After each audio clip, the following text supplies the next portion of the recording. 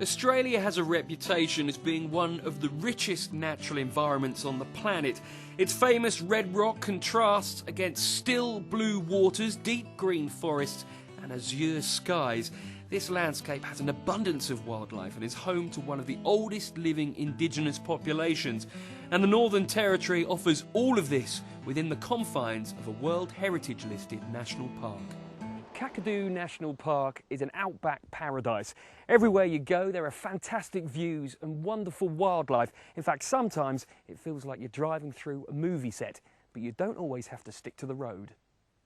Yes, one of the most sought-after experiences for any visitor to Kakadu is a scenic helicopter flight. As Australia's largest national park, Kakadu covers an area of around 20,000 square kilometres, so to be able to witness the majesty of this untouched landscape from up here is pretty special. When you're looking down at the ground here from the helicopter, it's amazing to think that you're looking at places where no other human being has probably ever been. It really is the wild Australian outback out here. The great thing to do is get in a helicopter and it gives you a real understanding of the expanse of the Kakadu National Park, the waterfalls, the billabongs, the stone country, absolutely stunning scenery. The rocks you can see would have, at one time, 1.6 billion years ago, have been the seabed.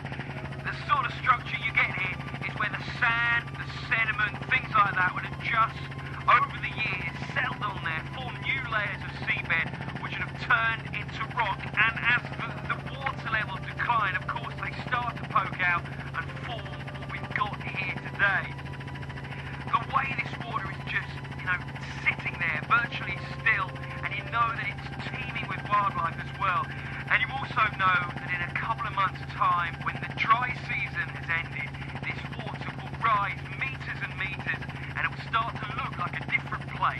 Kakadu is an ideal destination to tour around at your own pace. However, you can also join a guided tour or hire a personal guide who will be able to help you get the most from the trip. They're also on hand to help some of us less experienced fishermen. What we're doing is we're just putting it on the edge, we're giving it a little tease. Barramundi is an icon fish in Australia. It's a fish that's not one of those easy fish to catch. We spend a lot of time trying to teach people different techniques of how to catch these guys, and as well as providing experience of these magic wetlands. There's always something different happening around the clock. I know what it is already, it's a catfish. Oh. So wind your rod tip down towards the fish. Oh, look at that! You don't need to wind anymore, mate. Gee, that's definitely a fish. Yeah, not the one of the predatory fish that we're after. I don't really care, to be honest. That is the biggest fish I've ever caught, which isn't particularly saying much, but it's definitely the biggest fish I've ever caught. Kakadu is an area that's got so many different opportunities. There's so many vast differences around the area. You can drive into Kakadu and think there's nothing to it. You must get off the beaten track to see wonderful areas like these wetlands and beautiful escarpment country, as well as other areas that are culturally significant to the traditional people that were born here. Now, after all of that fun on the river, it's time to cool off in one of the many pristine waterholes. With many natural waterfalls, plunge pools and gorge areas perfectly safe to swim in during the dry season, Kakadu is a water lover's paradise. Whoever compiles the next Oxford English Dictionary really ought to put a picture of this place next to the word idyllic, and it's typical of so many of the waterfalls and plunge pools here in Kakadu. The wildlife to be found in Kakadu attracts nature lovers from all over the world, especially if you're a bird watcher. We're at Mamakala Wetlands in Kakadu National Park. This is a favourite area for these so-called twitchers that come from all over the world to see some of the great varied bird life that you can see in the top end. As you can see up there, there's thousands and thousands of magpie geese and all manner of other types of waterfowl. And in the water itself, there's crocodiles, there's snakes, there's turtles.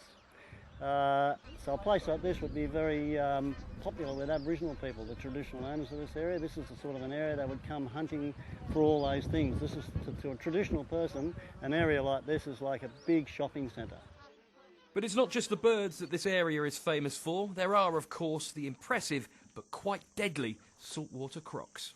The only time the crocodiles can attack is that when they are very hungry.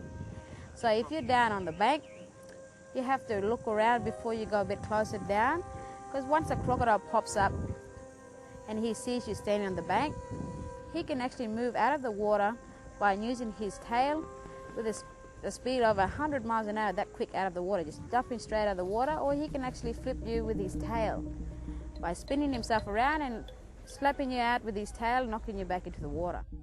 There should be a crocodile just along here somewhere. It should be fairly recognisable. It's very long and it's got big teeth. There he is. Look at that. That is amazing. This is where David Attenborough would tell you if it was a boy or a girl. Well, I don't think I'm going to bother finding out. Well, we get really nice response from tourists that comes on board because they don't actually know what we actually do up here, and they really would like to know about our culture and how we do our traditional things up here. Some people doesn't want to go home, they rather stay up here because they really love the green trees around the Kakadu area. And it's not just natural wonders that will enthrall you. Kakadu and neighbouring Arnhem land has some of the finest examples of Aboriginal rock art in the world. This is amazing. We've got a whole gallery of rock art here. Where are we, Brian? We're at the main gallery at Albia rock art sites, and if you look up there you can see a whole range of rock art from the X-ray style paintings, which Kakadu is famous for, right through to the early Mimi style paintings, which is also up there as well. And there is an awful lot of rock art all around this area. That's absolutely right. Let's go check out some more. Let's go. Oh, Okay, Ben, what we'll do now is I'll take you up to the top of the Albia rock art site.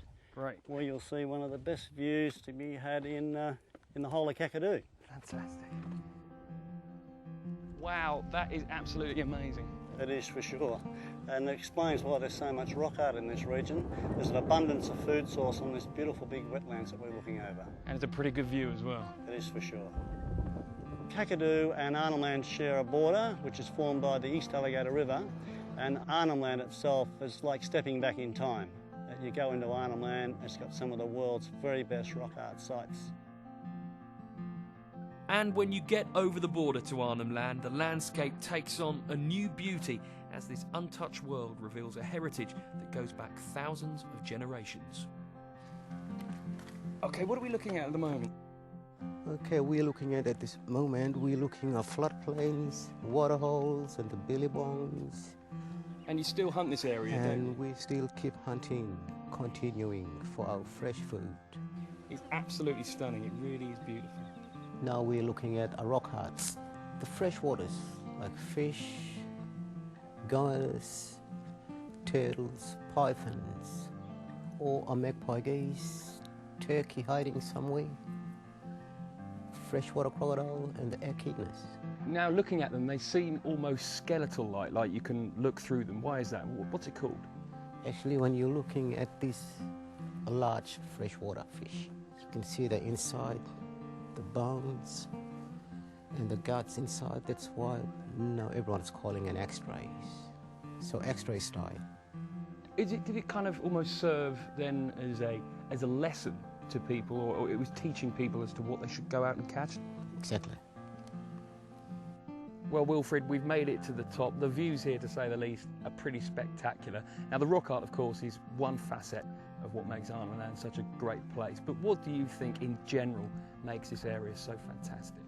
People go hunting, camping, or including they come up here and enjoy listening a culture of the indigenous, the Aborigines, sharing the culture stories behind. We looking now for our children's future to learn about from the elders, and then to us we keep continuing telling our children, so when they become adults and then pass it on through. Well, Wilfred, I feel incredibly privileged to be here. Thank you. I've been guiding here for 20 years. And I can tell you that I never get tired of the place, the changing seasons, the changing landscapes.